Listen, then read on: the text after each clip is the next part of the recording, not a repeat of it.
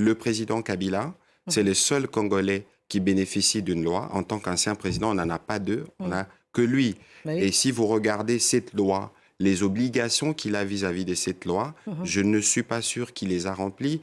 Sinon, il ne serait pas complice de rebelles. Dans les faits, il a été à Goma, à Bukavu. Vous avez vu ce que ça représente. Et donc, s'il y a des conséquences judiciaires que ces comportements ont imposées, il faut laisser la justice faire son travail.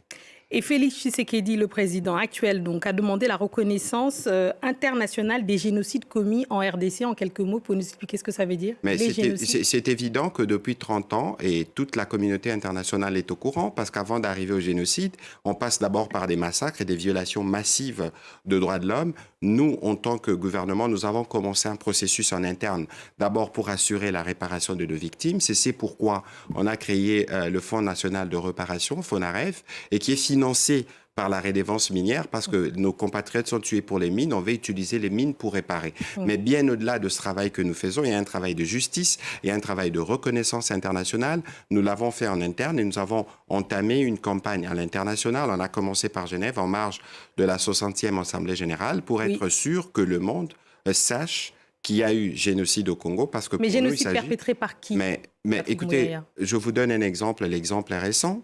Human Rights Watch, pour ne pas parler des sources congolaises, a parlé des 140 Hutus massacrés